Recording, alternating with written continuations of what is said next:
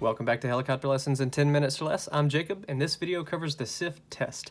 Now I'll be talking about the different modules, the times, the questions, and some tips and tricks to be able to get through this test.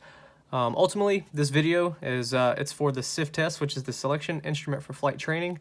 This is the test that you have to pass to be able to get your packet accepted for Army flight training. It's a computer-based test, and it generally takes about 2.5 to 3 hours from arrival at the test center until you're done. Now this test updates periodically, so I'd always look for the most recent study manuals, videos, test preps, so on and so forth. I'll link the ones that I prefer in the comment section below, and I'll keep that updated.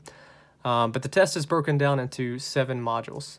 The first one's going to be simple drawing. So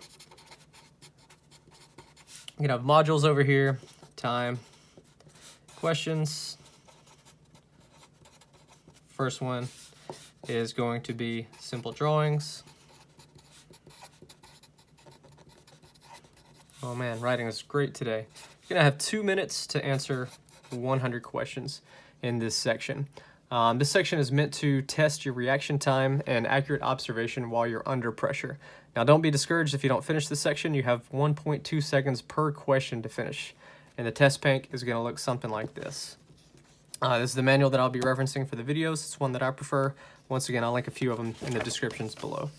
But Module 1, simple drawings, I'm looking for identification of a mismatch. So I'm going to have 5 in a series. I want to be able to quickly see it, answer it, move on to the next one. So obviously I can see that D is different in this one. Moving on to the second one, obviously B is different. I'm just going to be writing these down or putting these in, on the test as I go through. Getting faster and faster at this. To be able to ace this section, I recommend practicing it as many times as you can under a 2-minute timer, preferably multiple manuals so you see a big variety of this question type. But the more you do it, the faster you get and the more accurate you get. You don't want to go so fast that you're just missing these. But the section is about speed and accuracy. Now, if you're an anxious test taker, don't worry, because not everybody frequently completes this section of the test, and that's okay. It's meant to stress you and overwhelm you, so just getting through as much as possible is, what they're looking for this section. Now, the second module covers hidden figures.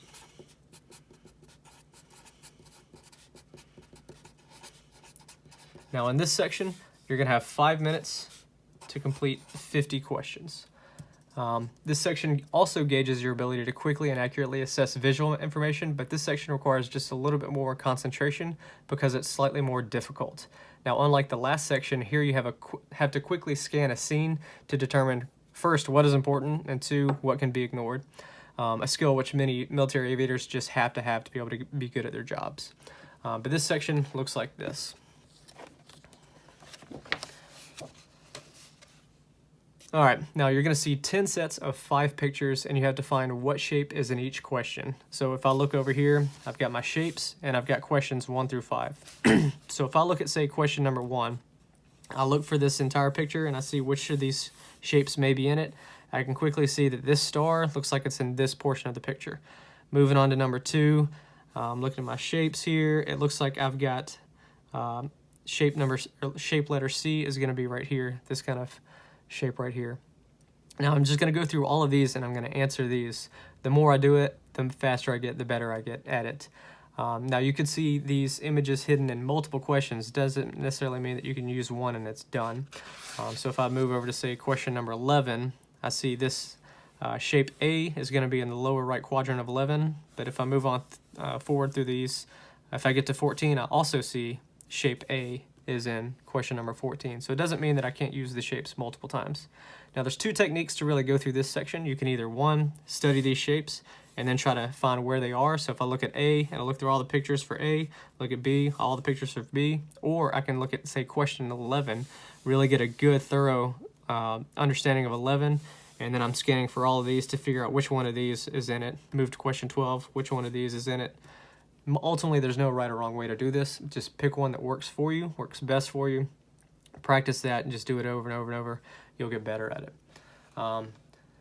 This is another section that you may or may not be able to finish based on the time, but it's meant to stress you and overwhelm you. So focus on the accuracy of getting these questions done as quickly and accurately as possible. All right, module number 3 is going to cover Army aviation information. Now for this module, you're going to have 30 minutes to complete 40 questions. The first two modules required practice. You get the study manuals, you go through it. The third section requires you to actually study for the test. It's going to cover things like your helicopter flight concepts, takeoffs, landings, flight controls, drag, weight balance, basic maneuvers, things like that. It may be concepts used by civilian helicopters, military helicopters. Generally, if you study any one of these like manuals, you should be able to pick it up. Something like the rotorcraft manual I'll link below. But each test has slightly different mix of questions, so don't expect to just memorize a test preps bank of questions and be able to ace the test. Some manuals have study section, like the one that I'm recommending over here. I like it because it'll go through some of the concepts, in a study section, but then also have practice questions for you to go through. You may also find that some of my other YouTube videos answer a lot of this information with aerodynamics and so on and so forth. But ultimately, you have to study for this section. So get a study manual, go through all my other videos, have a good understanding of basic helicopter flight controls and aerodynamics before you go into this section. Now the fourth section, or the fourth module, is the spatial apperception. Let's see if I can spell this. Apperception. And in this section, you're going to have 10 minutes to complete 25 questions. The questions are going to look something like this. This one's just one you just got to look at. So you're looking at perspective type questions.